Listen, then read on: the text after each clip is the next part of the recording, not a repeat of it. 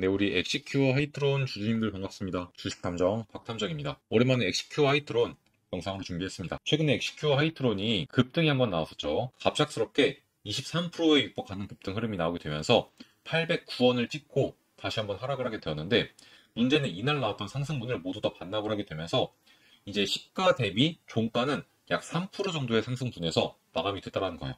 그러면 23%가 올랐다가 20% 정도 다시 한번 말아내렸다는 겁니다. 그래서 이렇게 좀 긴 윗꼬리를 만들게 되었는데, 이러한 흐름 때문에 많은 분들이 갑자기 이거 왜 급등이 나왔었고 갑자기 왜 빠진 것인지 이게 조금 궁금하다, 이 말씀들을 많이 하시더라고요. 제가 그래서 이때 왜 이렇게 급등이 나왔었고 왜 하락이 나왔는지, 그리고 앞으로 엑시큐어 하이트론을 어떻게 대응을 해야 될지, 이러한 이야기들을 조금 종합적으로 드려볼 거니까 오늘 영상 집중해서 끝까지 시청 부탁드리고, 영상 시작하기 앞서서 좋아요 버튼과 구독 버튼도 한 번씩 눌러주시면서 오늘 영상 빠르게 한번 시작해 보도록 하겠습니다. 일단 급등이 나왔던 날이 9월 19일인데 바로 전날에 이런 공시가 나왔어요. 유상증자 또는 주식 관련 사채 등의 발행 결과, 이러한 내용이 있는데, 이게 무슨 내용이냐면 여기 아래 나와 있는 것처럼 전환사채권 발행 결정, 즉 전환사채에 관련된 공시가 한 게 나왔던 겁니다. 그래서 이제 이 공시를 보게 되면은 30억치의 시비가 발행이 되었고 이게 실제로 납입이 되었다, 9월 18일자로 납입이 되었다 라는 공시가 나온 겁니다. 그래서 이제 이 사채에 대해서 조금 더 자세하게 파헤치기 위해서 이 전 공시를 한번 확인해 볼게요. 이 전 공시가 뭐냐? 바로 이거거든요. 이거를 보면 이제 누가 이 시비를 인수를 했고 이 시비를 왜 발행했는지를 확인을 할 수가 있습니다. 일단 사채 만기일은 28년까지고요. 그리고 이제 뭐 표면 이자율은 3%에 만기 이자율은 7%인데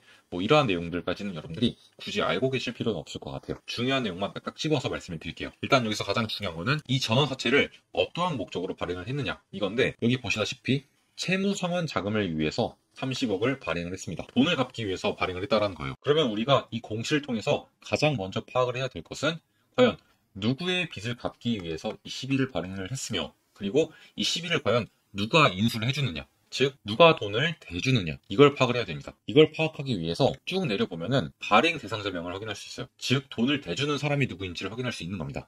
그래서 보면은 항상 보이는 이름이죠. 상상인 플러스 저축은행과 상상인 증권. 제가 항상 말씀을 드리는 이 무자본 M&A 세력들의 자금줄이라고 불리고 있는 상상인 그룹 측에서 지금 각각 15억씩 해서 총 30억의 자금을 대줬습니다. 그리고 이걸 받아서 하이트론은 과연 누구의 채무를 상환하려고 하는 것이냐, 바로 제25회차 전환사채에 투자를 했었던 사채권자들한테 이제 갚기 위한 모습인데, 이 차입 금액이 아직 50억 정도 남아있어요. 이때 이제 총 100억을 발행을 했거든요. 25회차 때 100억치를 이제 돈을 받아왔는데, 이제 그 중에서 50억치 정도가 남아있습니다. 이 중에서 일부를 상환하기 위해서 30억을 지금 상상인 그룹 측에서 조달을 해온 것이다, 이렇게 보시면 될 것 같아요. 그래서 이 25회차 전환사채에 출자를 했던 인물들이 누구인지 확인을 해보면 위드윈 투자조합 72호로 파악이 되고, 여기에는 위드윈 인베스트먼트가 10%, 그리고 엑시엄 자산운용이 90%를 출자한 모습을 확인할 수가 있습니다. 자, 여러분들, 위드윈 투자조합, 제가 정말로 많이 말씀을 드렸던 투자조합이죠. 이 위드윈 투자조합과 관련된 인물이나 법인으로는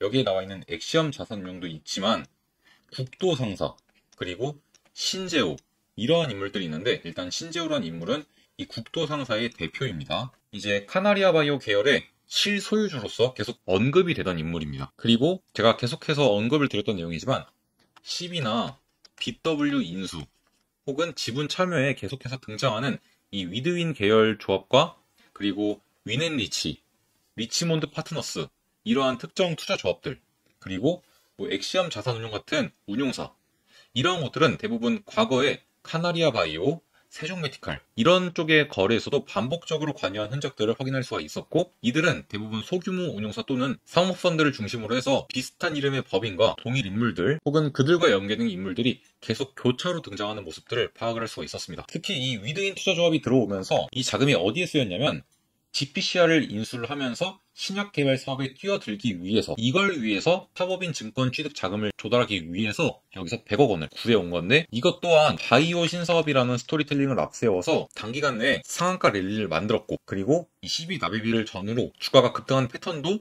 정말 유사하게 많이 나왔었죠. 이게 굉장히 좀 석연치 않은 점이 무엇이냐면, 제가 과거에도 이 엑시큐 하이트론 영상을 찍어드리면서 여기에 출자를 했던 뭐 건창 ENC나 신창 파트너스 둘 다 서류상 존재하는 자본금 100만원짜리 페이퍼 컴퍼니였고, 이 두 기업 모두 같은 주소지에 위치를 해 있었고, 그리고 조금 더 파헤쳐보니 그냥 공유 오피스에서 아무도 없는 채로 있었다. 이런 것들도 확인 가능했고, 또 다른 종목들에서도 자주 보이는 허그의 법인 투자자인 윈앤리치, 리치몬드 파트너스 또한 동일한 양상을 보여주고 있고, 이들 또한 하이트론과 연결고리가 있었습니다. 그리고 제가 하이트론이라는 종목을 처음으로 발견을 해서 여러분들에게 언급을 드릴 때, 이 종목에 출자를 했던 투자 조합의 조합원들 대부분이 현대사료, 즉 카나리아 바이오죠. 여기에서도 나왔어요. 그리고 이제 그 밖에도 많은 종목들이 좀 출자를 했던 인물들이 파악이 되는데, 그 인물들 모두가 뭐 작전으로 인해서 거래가 중지가 되었거나 주가가 박살이 났던 종목들에 출자를 했던 인물들로 모두 파악이 됐습니다. 이렇게 동일한 투자자 그룹들이 여러 종목에서 유사한 패턴들을 만들어냈다고 한다면은 이것을 우연이라고 치부하기보다는 이 세력들의 입장에서 어떤 검증된 전략을 계속해서 사용하는 것이라고 생각을 하는 것이 더욱더 합당하다고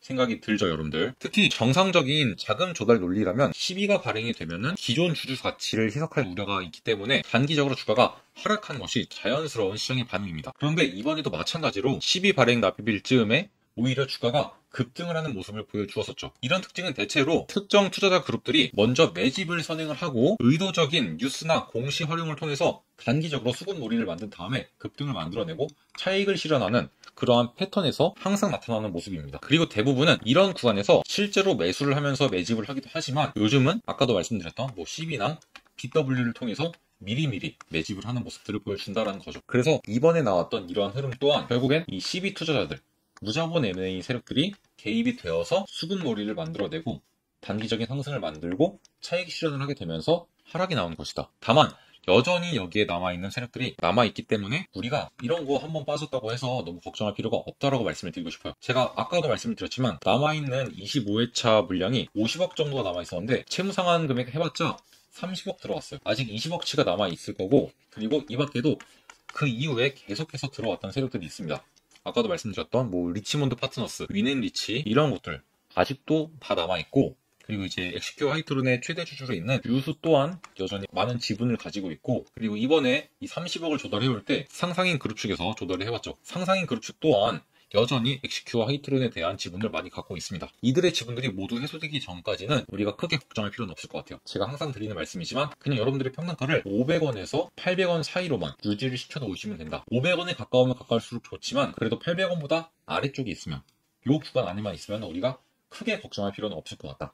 다만 기간은 조금 걸릴 수 있을 거고, 그리고 우리가 이거 세력들 종목이니까 돈 넣어놓고 있으면은 언젠가 엄청난 급등이 나오겠구나 라는 위험한 생각을 하지 않으셨으면 좋겠다라는 말씀을 드리고 싶어요. 왜냐면 이들이 언제 조기 상환을 통과할지는 몰라요, 아무도. 그래서 위험성이 있기 때문에 우리가 잃어도 되는 돈, 혹은 잃어도 좀 뼈 아프지만 그래도 우리가 감당할 수 있을 만큼의 돈만 넣어놓는 게 조금 안전할 것 같다라는 말씀을 드리면서, 그렇게 하시더라도 반드시 평단가는 요 사이로 맞춰 놓으시면서 세력들과 비슷한 평단가를 갖고 계셔야 된다라고 말씀을 드릴게요. 사실 이번에 뭐 추가적으로 나온 내용이 별로 없기 때문에 지난 영상들에서 제가 여러분들에게 드려왔었던 내용들을 다 알고 계신다고 한다면은 뭐 추가적으로 아실 내용은 크게 없는 것 같습니다. 여전히 평단가만 유지 잘 하신다면은 앞으로 괜찮은 결과를 좀 얻을 수 있지 않을까라고 생각을 하고, 이 밖에 궁금한 점이나 문의사항 또 있으시면은 얼마든지 편안하게 저한테 연락을 주시면 된다는 점 말씀을 드리겠습니다. 그리고 제가 운영하는 소통방 들어오시게 되면은 제가 매일같이 이러한 내용들을 좀 알려드리고 있으니까 제가 운영하는 소통방 편안하게 들어오시면 될 것 같습니다. 소통방 입장하는 방법은 영상 하단에 보시면은 소통방 링크 나와 있으니까 링크 타고 들어오시면 되고, 그리고 설명란 보시면 제 연락처 나와 있으니까 편안하게 연락 남겨주시면 제가 연락을 확인하는 대로 도움을 좀 드리도록 하겠습니다. 자, 그러면 오늘 영상 이쯤에서 마무리하고 저는 다음 시간에 조금 더 도움이 될 만한 유익한 내용들 준비해서 우리 구독자님들에게 인사를 드려보도록 하겠습니다.